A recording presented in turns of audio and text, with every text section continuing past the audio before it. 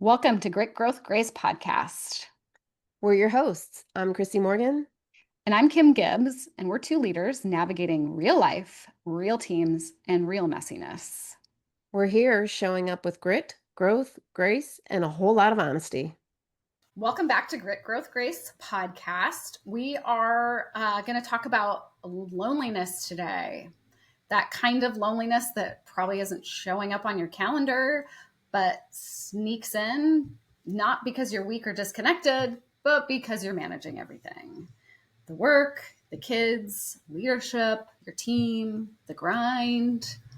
And because you're capable, really no one checks on you. Yeah, and that's a tough one because there's just so many times. How many times have you been surrounded by your family, your friends? You got the kids, you got the dog barking. There's just all kinds of noise in your life, but you really still feel invisible. And if you're a parent or a caregiver and you're running around doing all the sports or cheer or whatever, we just set really high expectations of ourselves. But being essential to everyone and known by no one, it just really takes its toll on you. It really does. And when we were researching for this little episode, because you and I both have had more than one middle-aged woman tell us that they're lonely too, that 50% of middle-aged women experience persistent feelings of loneliness, which I am super not surprised by. And that's despite having husbands and careers and relationships. I'm not surprised by that in the least. Absolutely. It's a thing. So, Crissy, I feel like of the two of us, you sort of have a little bit different work balance than I do. You actually have, you're at a high level leadership position, but you're technically an employee. So those like conversations and handshake stuff and backroom stuff really, really, really does make a difference in whether or not you are in or out of that circle. Can you tell us about where you've shown up in a space where you were clearly not part of that circle, but you were expected to sort of play along anyways? Yeah, that one is so easy for me. It happens a lot, especially during football season on Monday mornings. Because we have, operations meetings in the morning and the guys are all coming in. They're talking about the games the night before or the afternoon before. And anyone who watches football knows that Sunday, it's all day long. They start talking about it in the morning, the games in the afternoon, games in the evening. And it can be really frustrating because while I do enjoy sports, I'm not the person that knows all the statistics or watches all the games all day on Sunday. So when they start talking about, so and so dropped the pass or this guy missed the field goal, and when you're not part of that culture, it's easy to fade into the background because you're just sitting there and you don't have a way to contribute. And I mean, there's been points in time where I'm Googling the highlights from the night before, or, Monday mornings or Sunday nights, I'm asking my husband, I'm like, hey, I need you to tell me about a couple of cool things that happened or so that I can at least, contribute to the conversation or feel like I'm part of it. And I can't tell you how many times I get asked, do you play golf? And I'm like, no, sorry. And, there's a lot of things that happen on the golf course. There's a lot of networking that happens or golf outings that people get invited to. And because I'm not a golfer, and it's like, sometimes I've considered taking up golf, but I'm like, I don't want to spend the time and the energy to try to learn how to play golf when I'd rather spend that time with my family or gardening. It's just not my thing. But and sometimes I'm concerned that I miss out on some of those networking events. Yeah, I definitely, it's hard because when you're a woman, and I would say, like, maybe this isn't across the world, but I feel like definitely in our society in the United States, there's just this expectation that you do all the things, and and as a GSD person, so a get shit done human, we both definitely don't go like, oh, how could I spend my extra 4 hours on a afternoon? Let me go and go golf. I mean, I have a 3-year-old at home. I would much rather be, if I'm going to have 4 hours, I'm going to go take her to Enchanted Village or something, not go golf with a bunch of bankers. Right?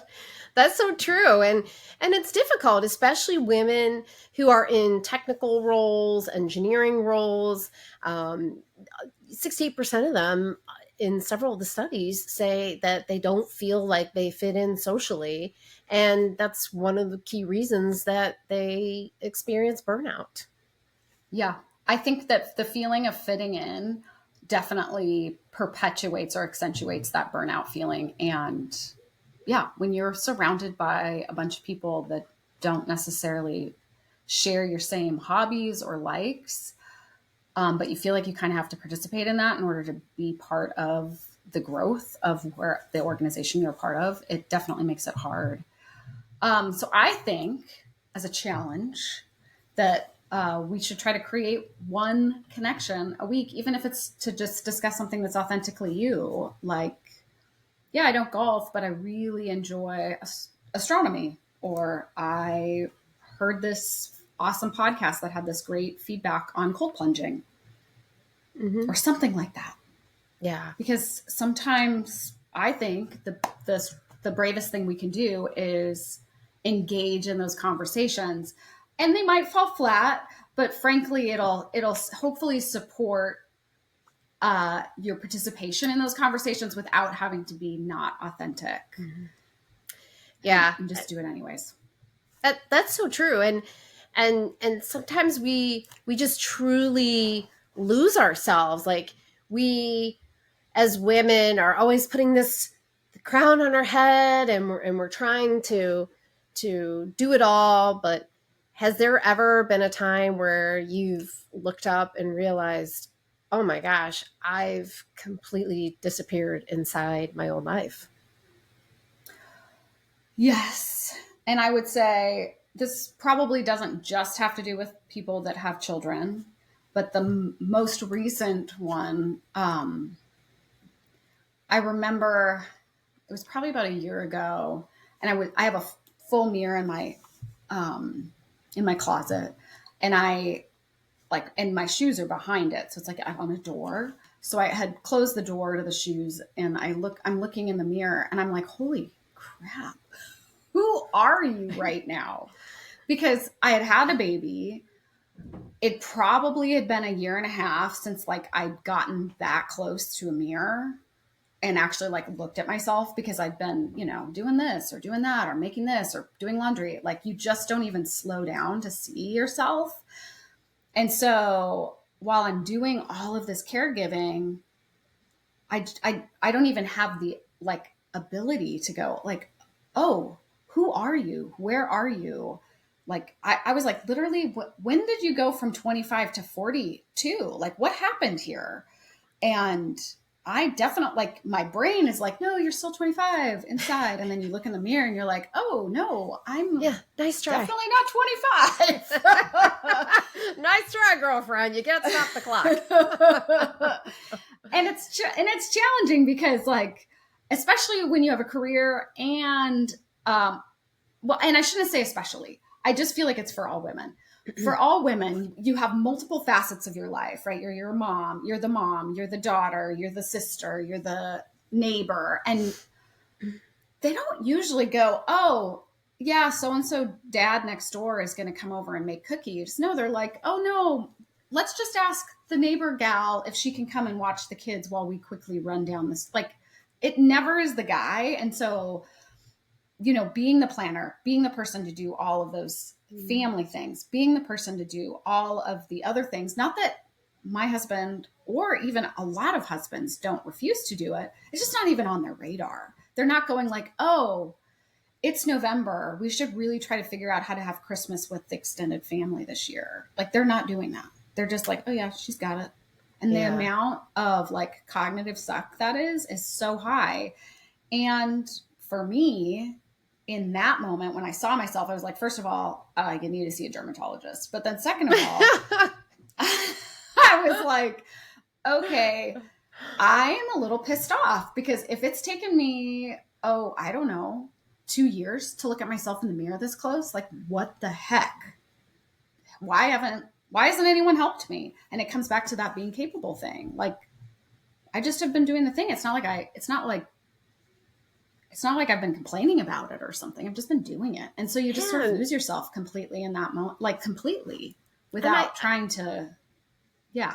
Yeah, I think we tend to be perfectionists, right? And we want things to be perfect and we want to make everything perfect. And so we take on a lot of those expectations, I think subconsciously, just because that's been the social norm for so long, that we tend to do that. And like you said, it's not like our spouses or don't want to do it or won't help do it.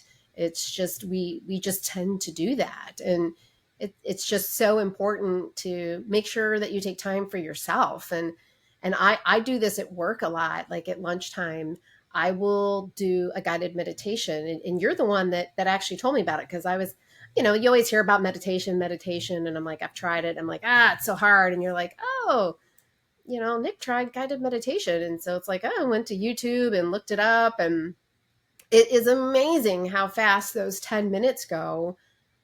But it's also so refreshing when I am done and I open my eyes and I'm like, wow, I feel reset. I can go into the afternoon and try to have a productive rest of my day, and, not to get burned out by the time the afternoon rolls around. Yeah.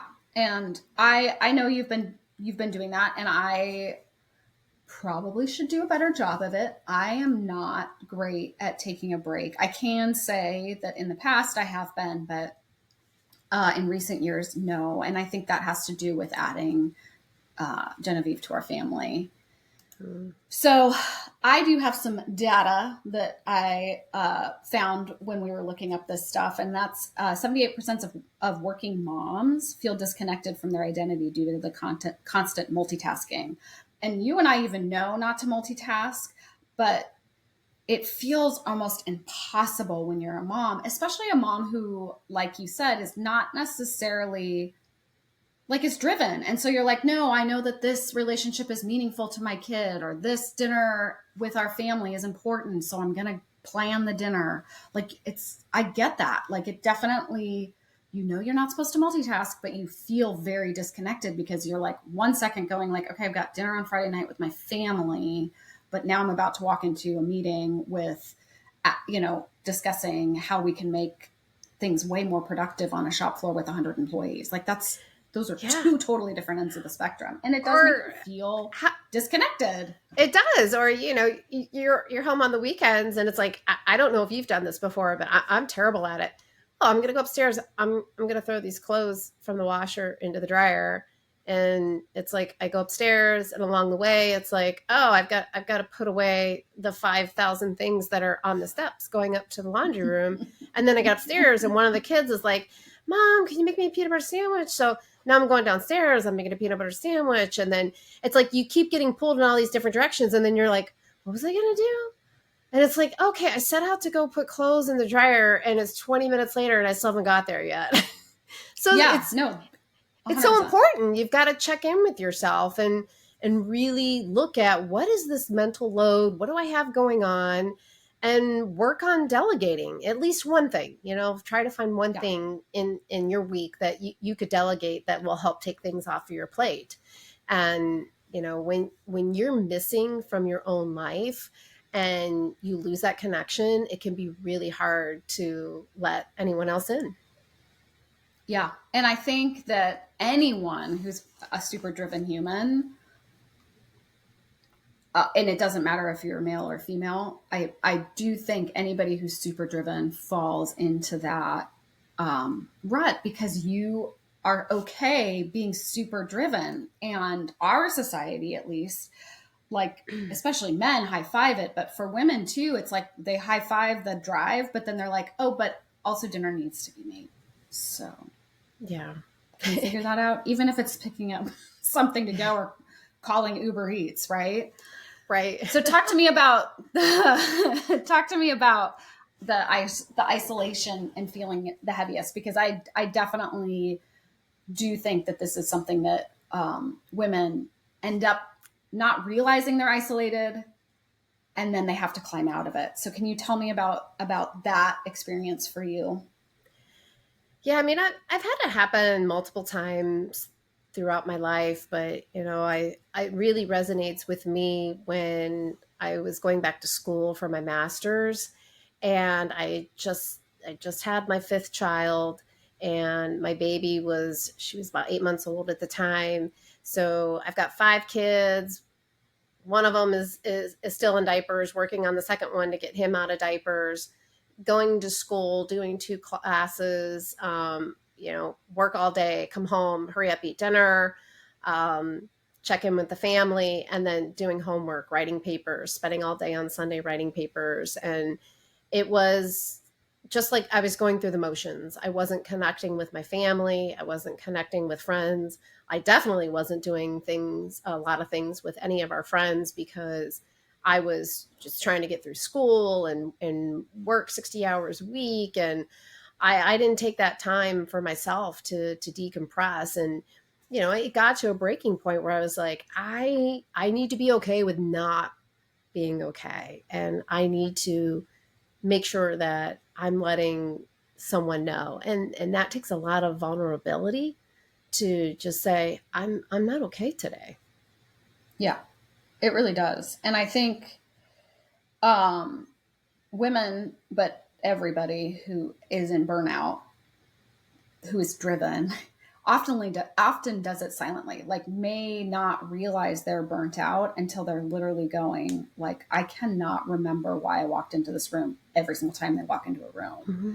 And that's really a mental health thing. And I think that I know from my personal experience that having essentially a crew or a team support you, whether it's a healthcare provider or a book that's inspirational, or a routine in your day, that, like a meditation during the middle of the day, that'll bring you back to that. Yeah, no, I'm not okay, but I am here. I am moving forward. Let's deal with the fact that I'm not okay, And and that's an okay thing. yeah, and it's a global problem. I mean, Oh yeah. there are over 280 million people that are suffering from depression. And at a time in our life where we are the most connected, we have Zoom, Teams, text, Slack, phone, all kinds of ways to stay connected. And in the US, we have the highest rates, especially of women aged 40 to 59, that feel more isolated and suffer from depression, and it's scary. Yeah. And so I know from my own experience, and I know from my close group of girlfriends who are open to talking about mental health with me, that saying no has been the biggest, like, takeaway for them. Being okay to protect your mental space. Like, just because you can do the thing for everybody else, if you mentally cannot handle that because of pressure at work or pressure at home, it's okay to say no. It might feel very uncomfortable, but it's okay. And then the thing I've done in the past when I have been like just in major burnout mode, that has helped me feel a reconnection, because it's almost like you get uncomfortable asking the people that you're closest to, because you've been so myopic on your own goals or your own thing that's been going on in your life, or you've been multitasking everywhere, that you really haven't connected. That sometimes just connecting with people that aren't going to have a judgment about that. So for me, I try really hard to, like, hold a door for an old person, or take their groceries out of the cart for them and put them in their trunk, or anything like that, where it's just a tiny act of kindness, because that is a connection, and you can positively impact somebody else's day. And especially for me, and I know for you too, having that, like, feedback, even if it's a tiny bit of positive feedback, can really support moving out of a depressed state or burnt out state. So let's move away from the survival and talk about intentional reconnection and what really does build intentional connection, but on your terms.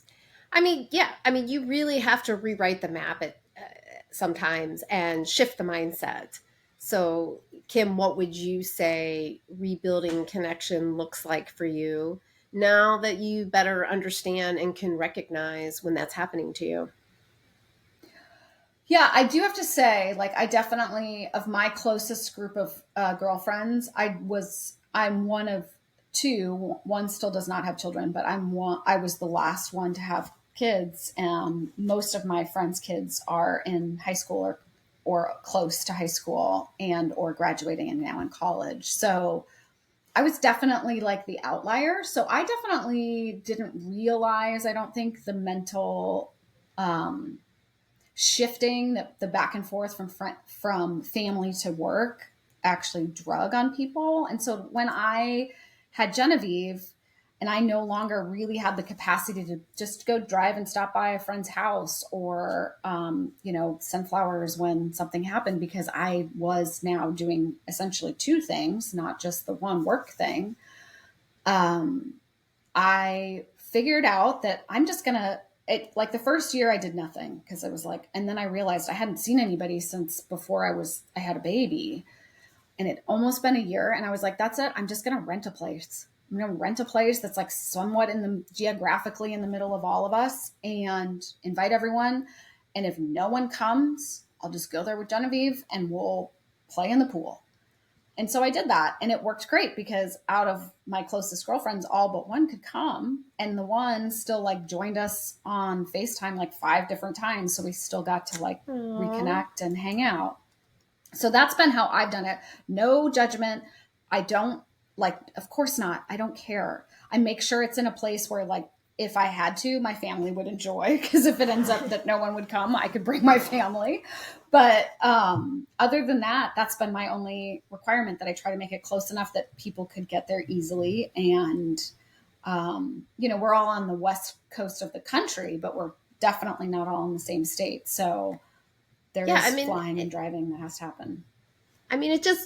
it just takes making that connection, and even if it's a low pressure connection, per week, it can help reduce that loneliness by almost 50%. And you don't have to wait Mhm. for the perfect time or anything like that. Just like you said, I'm just going to book it, and if they can come, that's great, or even if it's just, hey, can we get together for coffee for a half an hour on Saturday? Or it doesn't have to be this, big, long, drawn out thing. It could be just something so simple, or let's meet for breakfast, and keep it simple. And just doing a few of these little shifts can really help with rebuilding. And again, it doesn't have to be big. It just needs to be real and help you fill your cup and help eliminate or reduce that kind of burnout. So as we wrap up, Kim, we've talked about a lot, we've thrown a lot out there, but some things that you can do to really help yourself. Pause to reconnect with yourself. Do it every day. And I know that sounds Yeah. like a lot, but even if it's 5 minutes or the 10 minutes at lunch, take that time. Even if it's in the bathroom, washing your hands, taking an extra 30 seconds to just take a deep breath. Protect your mental energy like it is the most important thing, because that's what really fuels your life and your leadership. And it Hmm. only takes, one small act of kindness, like you were saying with the groceries or holding the door. It doesn't have to be some big grandiose, it doesn't have to be something expensive that costs a lot of money. Just smiling at someone, complimenting someone, that can really make a change, to you know you might be one person in the world, but to somebody, you are the world. So it just takes that one small thing, and then rebuild connection with the small steps. It doesn't have to be Yeah. perfect, just something small. Yeah. And I would say when you do feel like you're carrying it all, and likely if you're listening to this podcast, you probably are totally capable of carrying it all. It can feel extremely isolating. And if you're just tired of being essential to everyone else, but not noticed by anyone, we see you, because Crissy and I meet every week on the Zoom, even though we live very far away from each other. And it brings us back to each other, meaning we connect, and it fills our cups, and it makes me feel like, oh, I'm not the only person going through all of these shenanigans. And we see you, because we know what it's like to, and we know it's not on purpose, but we know what it's like to be a driven, high achieving human, especially a woman. And we got you. Yeah. And I mean, when you're showing up with us like you are right now, you're really showing up for yourself, because you're here with us because you want to do something for yourself to help yourself get better. And we truly appreciate that. Yep. And we know it works because we've done it for longer than we probably would like to admit. So if this resonated with you, or if you feel like someone you know needs to hear it, please share it. Let's make sure we take care of each other, because even those tiny acts of kindness, like, hey, I heard this podcast, it was about feeling isolated. I know you're feeling that way. Listen it up. It has some good takeaways on there that might be helpful. Yeah. Please share it. Yeah. Thanks for showing up for yourself today. And don't forget, if you would follow us on Facebook, Instagram, YouTube, Spotify, any of your favorite social media platforms, check us out. Thank you. Thank you. Bye. Thanks for spending time with us on Grit, Growth, Grace podcast. We hope today's episode gave you new insights and a spark to start planning with purpose. Remember, growth happens one step at a time. Take something from today, whether it's a tool, a quote, or just a fresh perspective, and put it into action this week. And don't keep it to yourself. Share this episode with someone who's ready to plan their way to success. We'd love to hear from you. Connect with us on social media, like and follow, or just let us know how you're taking charge of your goals. Until next time, keep building with grit, growing with intention, and leading with grace. We'll see you soon.